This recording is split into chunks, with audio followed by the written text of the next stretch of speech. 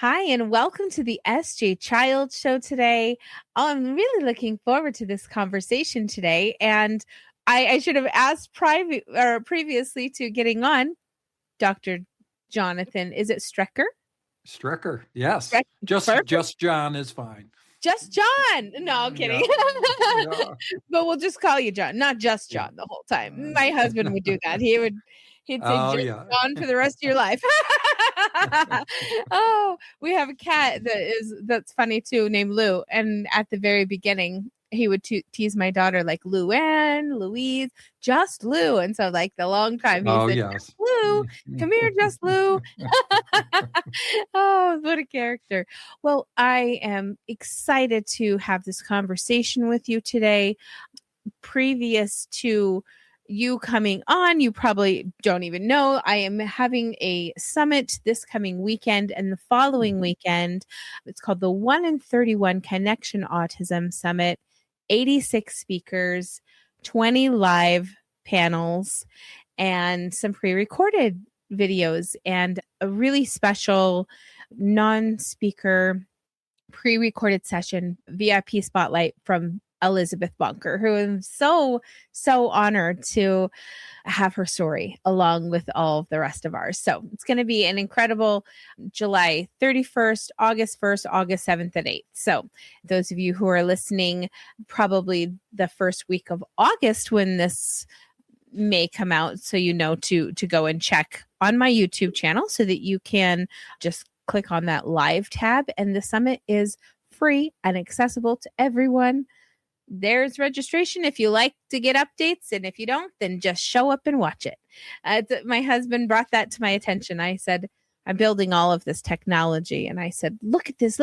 I built this whole registration thing. And I was so excited. And he said, no. I went, what? He said, I don't have an email address. I don't want to register. I just want to show up and watch it. And I said, okay, that's a good point being made. So I made sure that it's just accessible, which is just my favorite thing about kind of making technology these days is making it accessible for those who haven't had the opportunities. So yay, that's where we're going to start. Oh, good. Very inclusive. I like it. Yes. Thank you so much. Tell us a little bit about yourself. Give us an introduction and we can get started into this conversation. Oh, great. My name is John Strecker, head of school at a private school in Western Pennsylvania. And it's an independent school. So it's private, but there's no religious affiliation to it. It's called Valley School of Ligonier.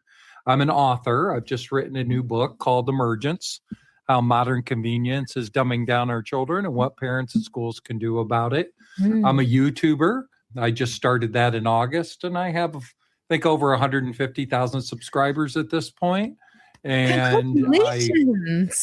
I've been doing a lot of columnist work where I have a couple of local papers in my area that I do a weekly column called Weekly Words of Wisdom. And I also do national level, the Epoch Times and CEO World, and just some other things that have come up recently. Incredible. Oh my goodness. I am really excited to know more about that. What is the book called? Emergence. That's what it was. Yeah. Emergence. I'm just going to type it up here really fast. It looks really interesting. I'm excited to learn more about it. And you said you were also doing... You just loaded me up with all of those things.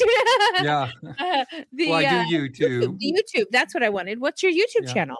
It's just Dr. Jonathan Strecker. Wonderful. Well, that's easy enough. Mm-hmm. Follow his name on YouTube, please. Yeah. Oh, that's amazing. Wow. And that's a lot of, thank you for following my show. You could see I only have like 350 followers subscribers on YouTube, but small steps. No, just joking. And other places, that's where I'm growing in other places right now. So I think we all have kind of our space that we're filling. And tell us about kind of why you got started on this journey. And then we'll kind of dive into more of the school and the book and the YouTube. Absolutely. So when I was in school, this was before the days of recognizing student difficulties or student disabilities. I think there's no doubt in my mind I had ADD.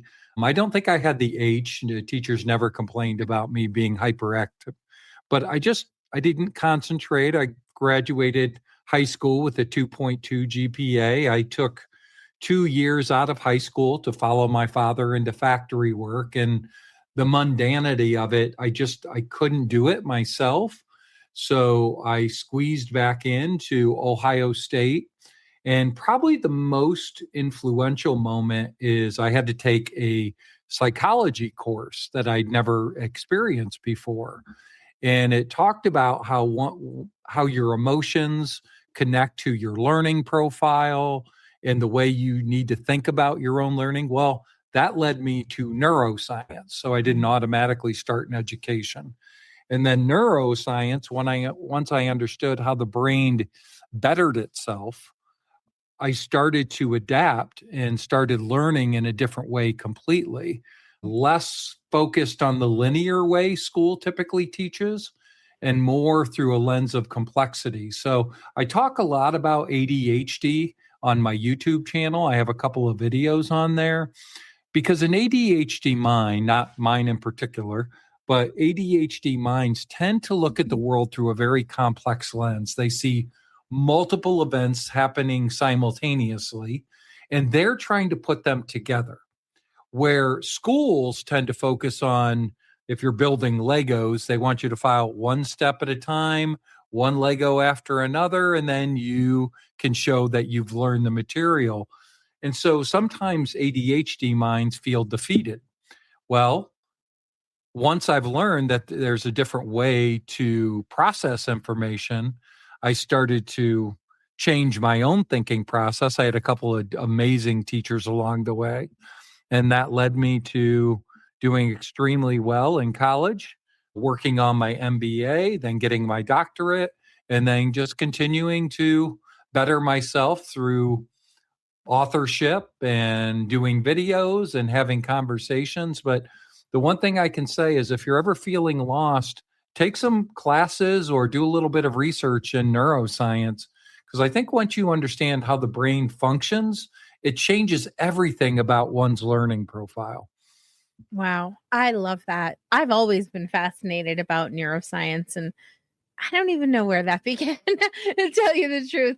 And I am not educated at school. I didn't go past high school myself. I went to a little bit of a trade school, and that's it. But I've always been, especially, I remember being pregnant with my son and just almost hyperfixating my ADHD about how I was going to teach him as an early learner. How quickly would he learn? How would I teach him? And I ended up, I don't know if you remember this. I think you might, because I think it was in kind of that region of the United States, but I had purchased the Your Baby Can Read program. Oh. I bought that and I put DJ in front of this TV and these flashcards. He was only a month old. And I mean, people thought I was just absolutely crazy for doing it. That kiddo was reading at about 11 months to a year old. He was reading.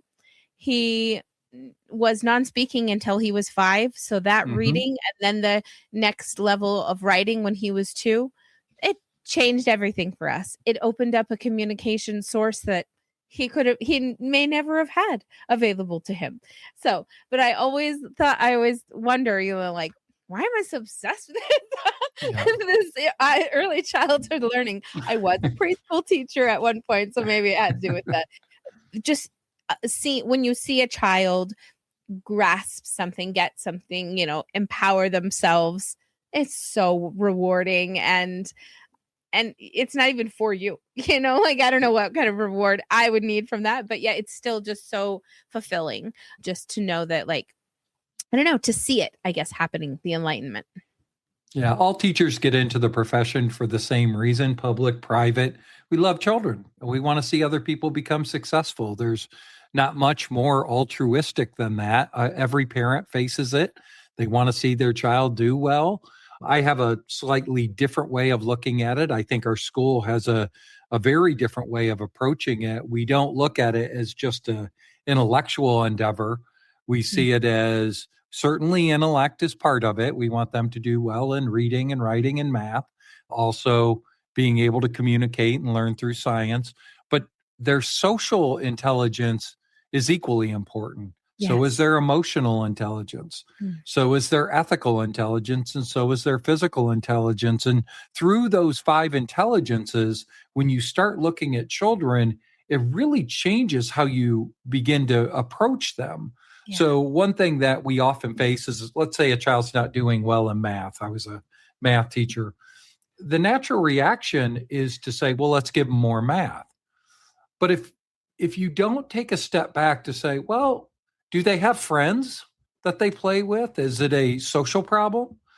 How do they think about math? Is it traumatic that when every time they walk in, is it an emotional fight, flight, or freeze scenario? Have they been using AI to do their homework? So it's an ethical issue.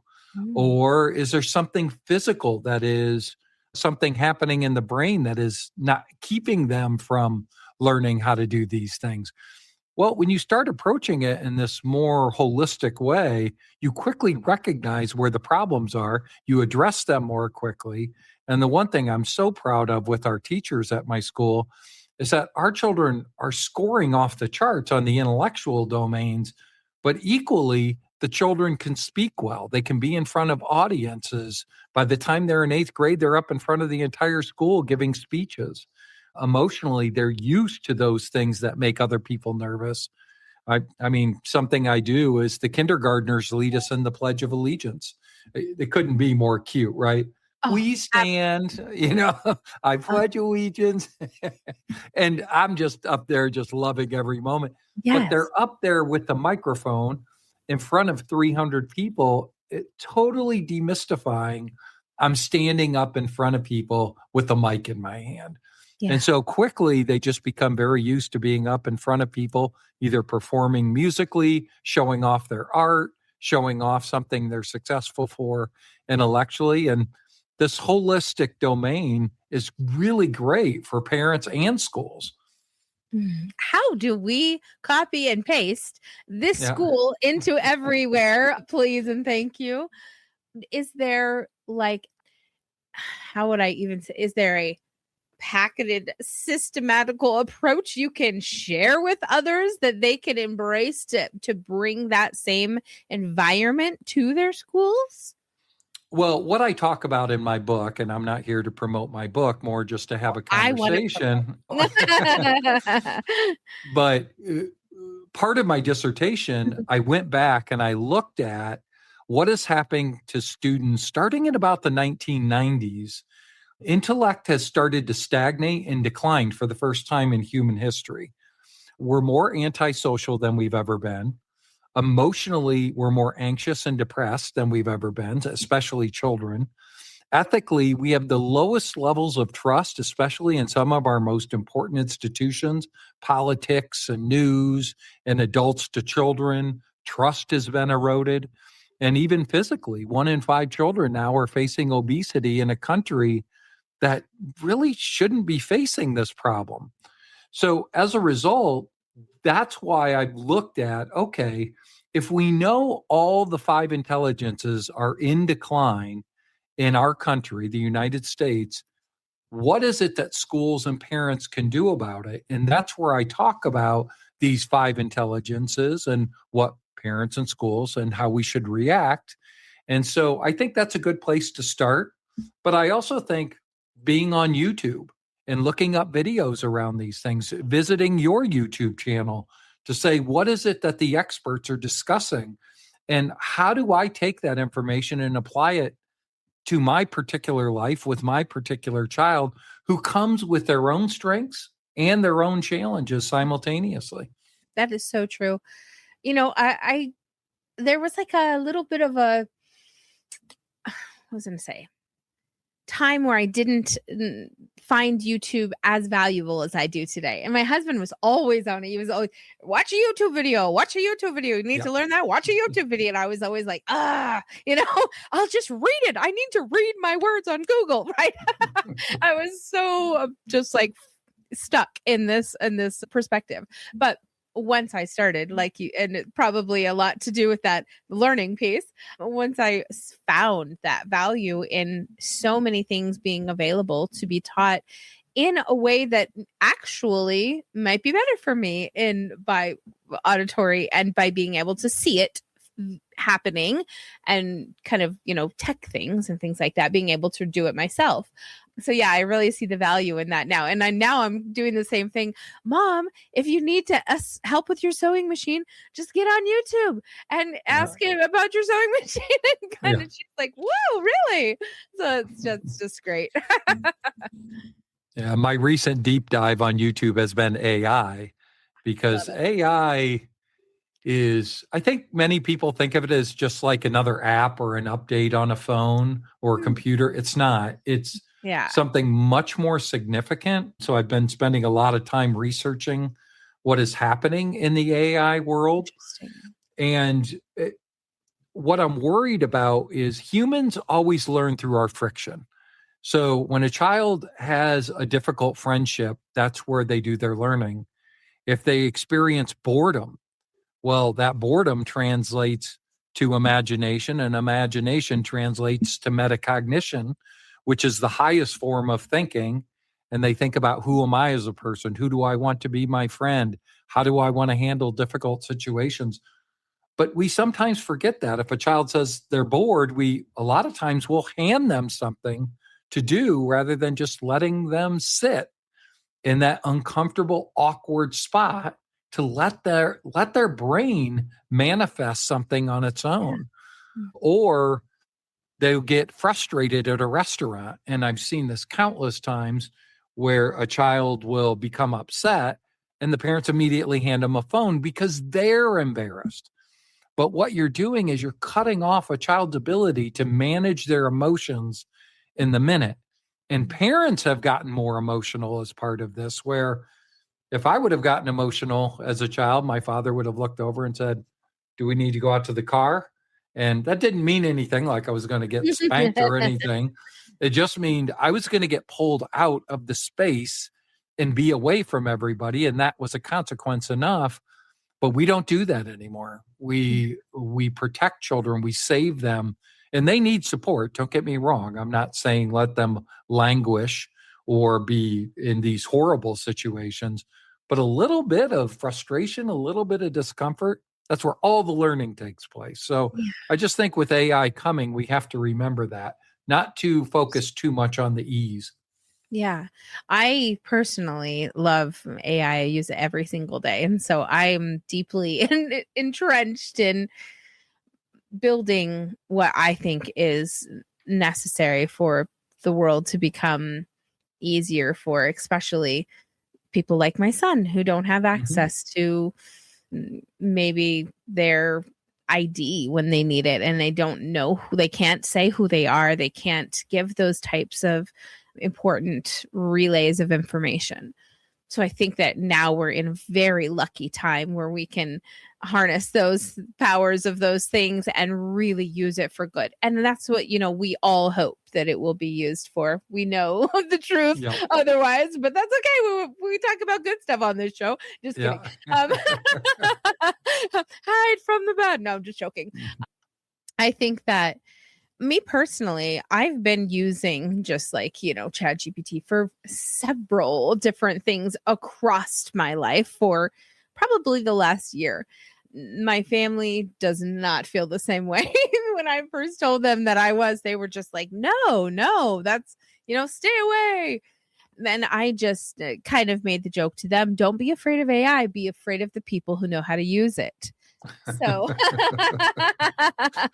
who know how to use it well. Yes, exactly. Totally who know how to use it well. Yeah. No, but I think that, there's this, if we don't understand it, I love that you're researching it, because if we don't understand it, how will we guide? How will we provide any kind of assistance or support for these generations who are way younger than us and are still that are growing up in this era? They don't have the option of not looking at it. It's there. It's in their lives daily. They need to know how to use it. They need us to know how to understand kind of the parameters of use and how to teach them how to do it properly. That's tricky. That is, I think, where us in our generation, or generations above, are really, we need to come to the plate. We need to step up and really like offer assistance, rather than say, you guys figure it out and come show us how to do it later, and Yeah. when you're crashing and burning. Well, if we don't fill in the gap and we don't give them the information, they'll use it probably as a way of convenience. And that's not the way to use it. Now, because of my position, everybody thinks I'm anti-AI. And I'm like, no. I am just pro-human development. Yeah. I said, AI has its place. And I said, typically, I like to think of it in 3 stages. So if I'm writing an essay or writing a book, I first want to do, say, a chapter by myself. I want to write it out. I want to go through the struggle. I want to think through things. If you just put in, say, hey, I want to write a chapter on social intelligence, spit one out for me, I've had no struggle. I didn't do anything. I haven't gotten any stronger. So it's important you do the first step. The second step, you put it into AI, but you don't just say, just finish it so I can submit it for homework or submit it for my book. You say, please give me suggestions of how I can improve this chapter to make it more meaningful. And please use neuroscience and social science and psychology. And it will go in and it will give you this incredible amount of vast resource advice that will change your thinking, make you stronger.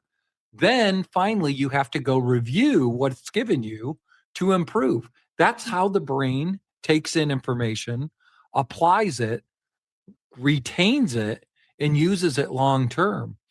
For children who have disabilities, well, it can fill in those gaps even more. And that's the beauty of it. Yeah. I'm not afraid of the AI apocalypse like some are talking about. But what I am afraid of is that children, if they're not taught how to use it, will just use it how I described, which is just do it. I'll turn in the homework. I will learn nothing. And they will slowly decay into, well, the opposite of intelligence. And I would hate to think that would be the case. They have all the potential in the world, but I've seen the impact over the last, say, 20 years of children becoming more antisocial and less intellectual. And I'm hoping we can turn the tide on that. Yeah, I really hope we can too. And I think that there's a kind of a level or air of connection maybe that wasn't always available, that is now being more and more invited and more talked about and welcomed into the whole scenario. Whether that's the love dogs, by the way. Anyways, I got 2 in here. I'm hoping they don't get in trouble. Yeah, but, a couple of beagles trying to protect my house. I love it. But the chance for them to learn from being able to create connections with their parents, with their friends, with their teachers in a way that I think was not invited to the table in previous times. And I'm hoping that might be where we see change happening overall, is that if we can keep making these connections and understanding these level of relationships, really, when it comes down to it, ultimately it's our human kind of goal is to have that. I think it not only helps us understand other people, but understand ourselves when we make connections with others. So maybe that would be the binder. I don't know. Yeah, the teaching profession has changed drastically. Like I said, I didn't originally start in education. I started in neuroscience, which is the more physical side of our intelligence, psychology, which is the emotional side, sociology. I've since picked up philosophy, which is ethics. And you begin to start putting all these pieces together. And my teachers they're the ones who are asking to go to these learning in the brain conferences, these neuroscience. They want to know just as much. They want to know the psychology. The professional development is out there. Now, I know in the public sector, professional development is not always available like it is for us. We make a grand commitment to make sure teachers have what they need. But I never hear a teacher say, well, I can't help them psychologically because I'm trained in history. No, Right. all of them know that no, tier 1 level, things that we're going to expect, a child crying, a child upset, a child frustrated, you're more than equipped to help that child navigate that. If it gets out of tier 1 and into tier 2, where it's a little more pervasive, well, then that's why we have a counselor or a learning specialist or a nurse. There's those other experts there who can step in. And then if it even goes beyond that, well, there's professionals in the area, professional counselors, medical staff. There's people who can reach the child at the level they need it. But make no mistake, I'm not hiring a math teacher just to teach math. I'm hiring to help them raise children, healthy human beings, the right way. And if you go into it knowing that, it makes the whole process a lot easier. Yeah, absolutely. And I mean, for being a private school, you probably have a little bit more decisions, I suppose, on how you're going to move forward in accepting certain, systems or programs that you'll, install for them. As where a public school, they might not get the funding or they may not have some of these other things. And so I'm so grateful that you guys have, that ability to do that. And now with kind of the states having the power of what's going to be laid out, the only thing I know to be true is that it wasn't working. And what do we do with things that don't work? Well, we generally either throw them out or fix them. And that I think both need to happen in this case. And it doesn't come without chaos. It doesn't come without a bit of uncomfortableness and a bit of restructuring. How do you think that it can possibly be attained, like some type of restructuring? Well, this isn't a teacher problem and it's not an administrator problem. This is every teacher I've ever met loves children. Yeah. Every administrator wants to help teachers teach children. But the system itself is what I think is broken, and it stems back to the Nation at Risk in 1983 and the No Child Left Behind, which was altruistic in nature, but they did something that I wouldn't have advised and what I think needs to change. They said the only way we're going to evaluate schools is whether children can read and write and do math. But I can create wonderful math and reading students and writing students, but they may not be good people. They may not know how to make a friend. They may not know how to emotionally regulate themselves. And those things don't happen by accident. And I think we need to pull away from this idea that the only metric public schools are allowed to look at is reading, writing, and math. It's too myopic in my mind. It's a very narrow slice of intellectual intelligence. Now, my dissertation was on the impact of social, emotional, ethical, and physical benefits impacting intelligence. All of them proved a positive correlation. If you increase a child's social skills, their intellect goes up. If you increase their regulation, their intellect goes up. If the only thing we think we can do is when they can't read is give them more reading, you may be missing what is truly the issue for the child. So it gets back to my earlier statement. We have to look at children holistically. Yeah. I think it's going to take something at the governmental level to say, okay, it's not that we don't care about math, reading, and writing, but we're going to look at educating children very differently. And AI could be the catalyst. That's why I'm excited about AI. Yeah. I think AI can give us a better perspective on evaluating children in a very natural way, getting them outside more, letting them play more, just having them experience their own ideas, their own autonomy. Yeah. But that's going to take a lot of work. But I don't think the structure is all that difficult, but it's like turning the Titanic. It's, Yeah. it's a wide berth. It's a big system. But I don't think it's impossible. And my book is sort of my first salvo of trying to help the entire system. I'm not here to just make the children at my school better, even though that's my direct responsibility. The reason you and I are having this conversation is because I want to see every child find that success in life and really maximize their own potential, whatever that is. I couldn't agree more.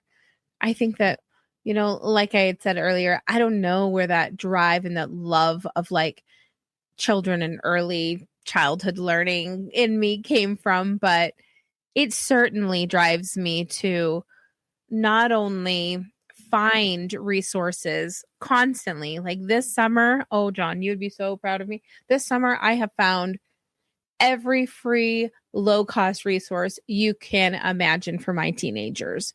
Free gym memberships, free movies at the park on whatever night, whatever, free some like every Wednesday or whatever, free movie, free meals, free, and I'm just like finding all of these things. And boy, they're taking advantage of it. I'm so glad. I want them to, because I think that finding resources like this, in all of these experiences, they're meeting other kids that are like them. They're finding other ways to connect. It's really exciting when my daughter comes home, there's a theme park that they got season passes to this year.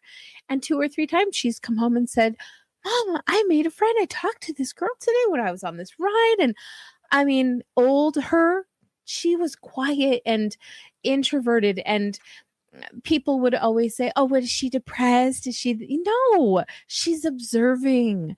She's taking it all in. So she knows how to act best on it, whatever. Mm-hmm. But I think in also the independence of it all, she has gained a social aspect of wanting to say hi. I mean, she sees her mother doing it constantly. I'll chat up everybody at the grocery store. Can't get me out of there for an hour and a half. But those types of circumstances, they only. Oh, you muted yourself. My microphone just unplugged, so we're off. My iMac microphone, is working, and we'll just continue from here. I think it was a dog. Little sneaky dogs. Oh, yeah. But, ultimately, the being able to embrace, kind of like you said, the new generation's way of thinking, way of learning, their ability to, I don't know if it's an ability, their state of having to take in information so quickly, and it's forced on them. I don't think that, like I said, I don't know if that's an ability or if it's just a state of being in the environment. I think it's all intelligences, and we've defined intelligence in a very narrow way in education. But when you really think about intelligence and how we embed information in our brains, the one thing that's going to separate us from AI is humans. When we take in information, we also think about how it impacts other people. We also think about what is the emotional consequence. We also think, what is the ethical decision that is being wrought out, as well as the physical and the intellectual. And that's why it's more of the 5 series. So almost everything I do, I always think of it across those 5 domains. So when you say, yes, I took my daughter to go to the park and she visited, okay, I'm sure she's getting some emotional intelligence development, but social tends to be the primary in an environment. And that's perfect. I think sometimes we think, well, they're just over there talking to a friend. They're not doing anything. No, they're embedding their social intelligence into sort of the matrix of their learning network. And I can't tell you how important that is. I mean, I want you to think of a child. If we're able to teach them to be wise, socially connected so they have influence, emotionally regulated so that they're stoic and can have empathy, they're virtuous, and they're physically healthy. What a great start. I mean, Absolutely. that is a fantastic start. Everything else can be solved when you have those baselines, but all it takes is one. Yeah. A child who's brilliant, emotionally confident, ethically sound, physically healthy, but won't talk to anyone. What are they going to miss out on life? Yeah. Like, I'm not saying it's a bad thing to be introverted, but it has a consequence to it. So Absolutely. I like to think of it as, well, that's just an intelligence. It's not comfortable for you, but I suggest you continue to work towards it like we all have to do. Yeah, exactly. And I think when you kind of grasp or lean into learning and growing intelligence, growing your skills and your knowledge, you can just get so many opportunities open up for you. So many, even this year, my daughter is homeschooled. And I think that she might want to change her mind about that this year, which is great because middle school, I'll tell you what, middle school, like most administrators and teachers would totally be mad at me because I worked so much with her in her emotional and understanding herself, talking about how she felt at every given moment that she had that a feeling for us to, okay, let's understand that. Let's, that you're having a human experience. Let's talk about that more. I like to remind her often that even though it's overwhelming and she's like, I'm the only one going through this, I say, it's a human experience. These are human experiences. And I know that's, kids don't ever want to hear like, oh, I went through that when I was a kid. And they get tired of hearing those things. So I think that reminding them that, yeah, what you're going through is difficult. And it's a human experience, that hearing that makes them not feel so alien or isolated or like that they're wrong for having these experiences that they're experiencing. But the conversations that her and I can have, she's going to be a freshman this year. So if she wants to go into high school, I'm all like, whatever she needs, I'll do it. But the exciting part I was going to say that brought this whole thing up was we were talking about the educational marketplace. And most of the time in the past, I've picked out, what kind of classes would you like? I go on, I pick them all out. And I said, this year, how would you like to shop for your classes? Shop? What? And divine. So now we're like, right. And I think that these motivators, just these small little motivators to see how exciting, like, I want to take anatomy. I want to take finance. And I'm like, yes, thank you.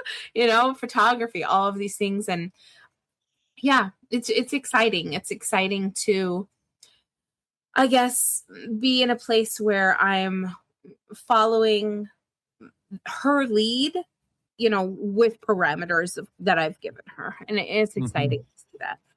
Yeah, it's what I call the box system in my book, where the box itself, think of it as a transparent box, and you drop a child in it, and then you close it up, and you can stretch it, make it bigger, give them more freedom, more autonomy, or squeeze it tighter. But the sides of the box are your values, either the school's values or the parents' values. And that's what protects a child. And once a child learns to navigate within the values you've given them, you open it up a little more. You open it up a little more. And then if they abuse the values, if they're trying to do too much, well, you could squeeze it down a little bit. But the goal is not to keep them under control. The goal is to open up the box and still have them maintain themselves within the value sets. So that's where, like, I always think of like a middle school dance. Okay, I'm going to go drop this dance. But I think the children at this dance, are they prepared for the autonomy? Because I could squeeze it down, give them only classical music, make them put balloons between them when they dance. or I could open it up and have free fall for any music, let them do anything they want. I don't care where they go. Well, one is total control, one is total chaos. We know neither one of those will work. Right. But there's a median point in there where they can grow the way we want them to grow. And I think that's what you're doing. This is why when you said, do you want to shop for classes? That's the next best question, is whatever we think we're doing to help our children, what is the next question we can ask that they can lead themselves there? And you just keep dropping breadcrumbs and they keep going. Sometimes they'll make a mistake. You talk about it. Sometimes they do perfectly well. And you're like, wow, you should be very proud of yourself. Yeah. You did that all on your own. That's fantastic.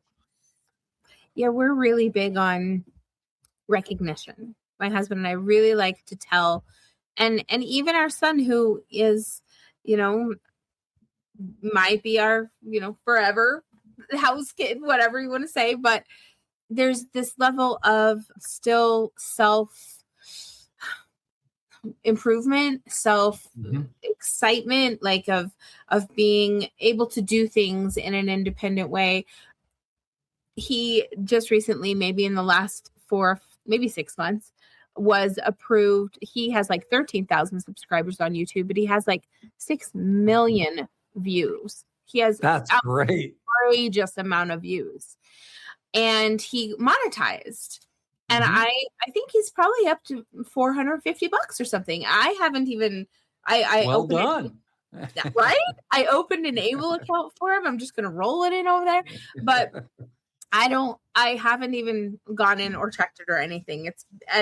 But what we learned in, and at one, he's been building this channel for years and years. And one thing that was, I guess we had pushback was that, he shouldn't be on this YouTube all the time. He shouldn't be in this on his videos. He shouldn't be making these things and all of this. But also what happened is that he is semi-verbal. So he doesn't have physical friends. He doesn't have a friend group. He doesn't go to a school. He finished school academically at the age of 12, and he is 16 now. And so he's done what he's loved: coding, geography, language, loves to learn different languages. I think he is like at 240 something languages that he knows. Wow. Yeah. He has a 99% working memory. Like, he has a photographic memory and he's incredible. He's such an incredible person. But one thing we were always concerned with was that social part. Like, as a parent, you're almost heartbroken that your kid isn't capable, I shouldn't say that. Sorry, DJ, not capable, isn't equipped to have this friend base, and be just in that type of a situation. But when we found kind of the YouTube channel and we started watching and kind of just, it's all very elementary, preschool based kind of content. So it's very safe, as far as that goes. But as we're watching it and seeing it, we start seeing this community tab, and we start seeing him communicating in this community in a way we've never, ever experienced with him. In him responding back to people, like, in ways, he doesn't, the way he speaks to us is very limited, and he doesn't like give us much. And then we see this whole other side to him in this community.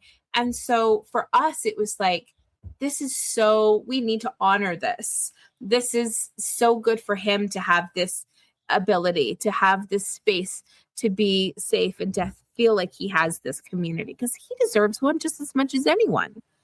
Yeah.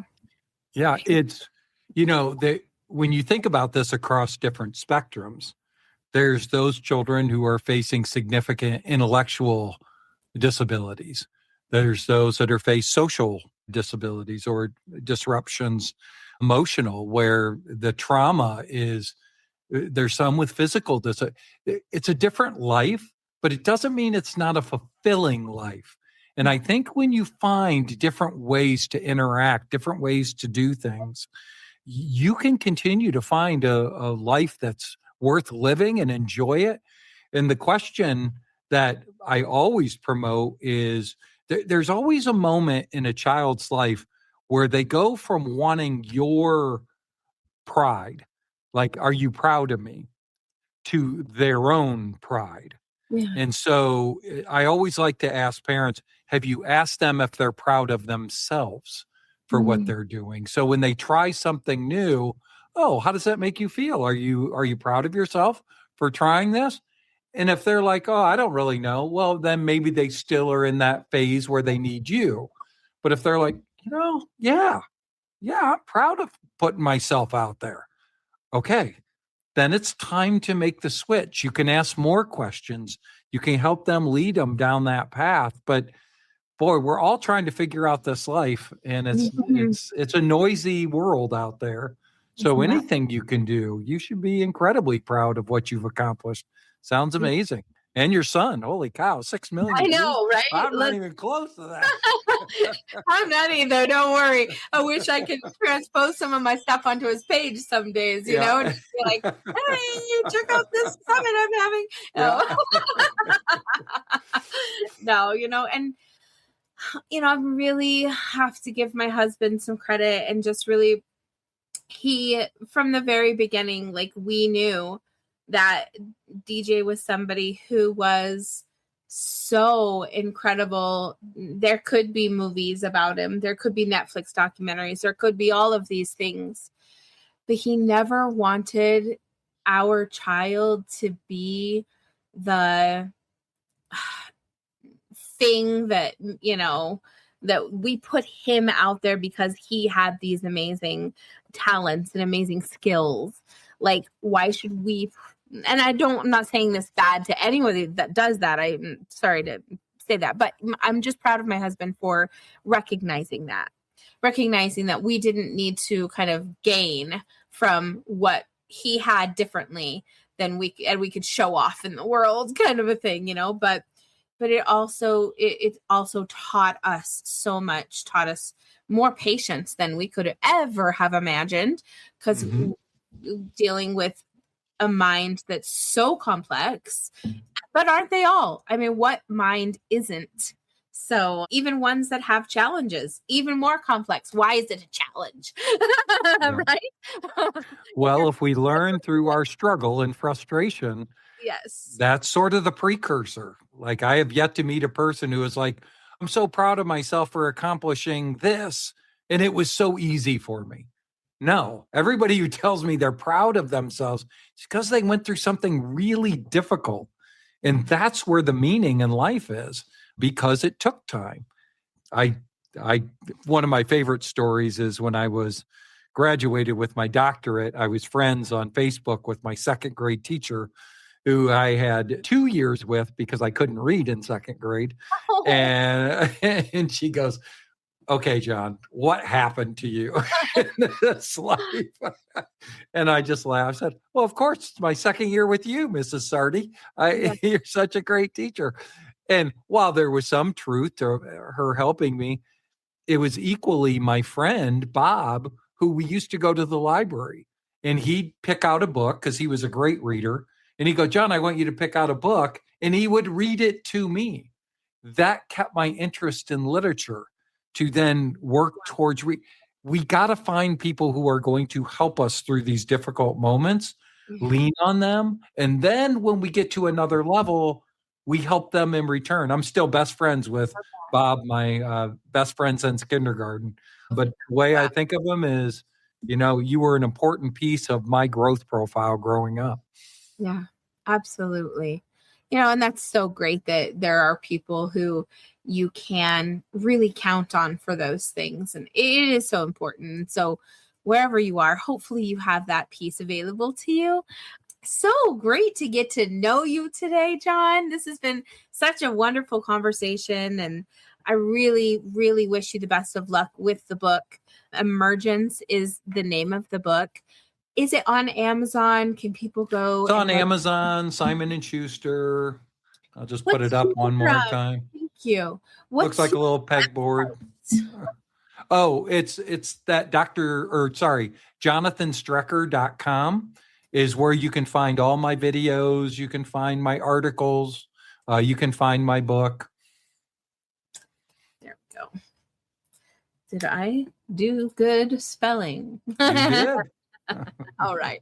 My secretarial skills are coming out. Yeah.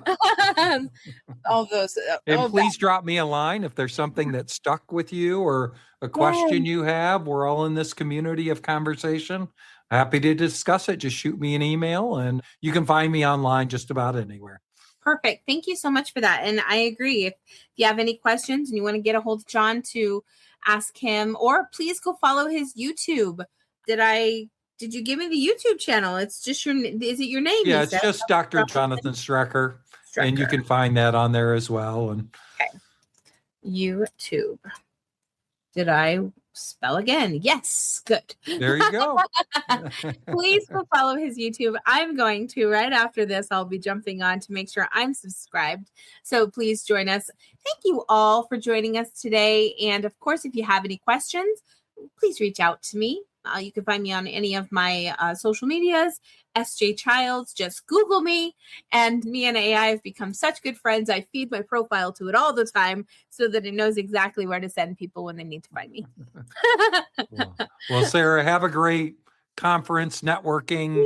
I know you got a lot of conversations coming up. Enjoy them all. A lot of conversations, yes. Yeah. And, just so much access for everyone. And I hope that, anyone that you feel that could learn from it or could have, something from it, I'll send you all the information so you can send it with your community as well and share it rather. And yeah, that's wonderful. This has been such a great time getting to know you.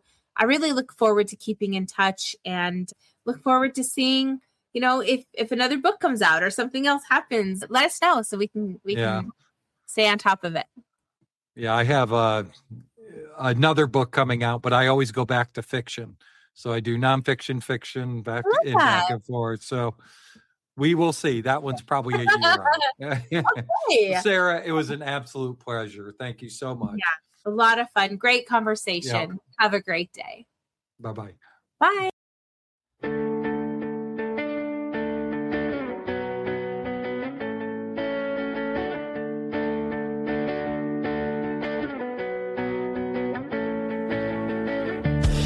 Heart of the city, she's shining bright. Oh yeah, stories of love and courage all throughout the night. Her voice resonating, an anthem for all through the trials and the trials. She answers the call, a mother and a fighter, breaking barriers and stride. With love as her guide, she'll never hide. She's changing the world for you with the heart that's beating strong. Empathy's a melody. In our journey we all belong. Followers gather like stars in the night. So bright, 44,000 voices shared in the light. She stands for family, advocates for more. A movement of compassion, ways will soar. Podcast together, a symphony of support. Creating life, changing rapport. She's changing the world for you with a heart that's beating strong. Empathy's a melody. In our journey we all belong. Through her eyes, a vision clear. Together we ride, shedding fears in every heart. She plants the seed of understanding and love.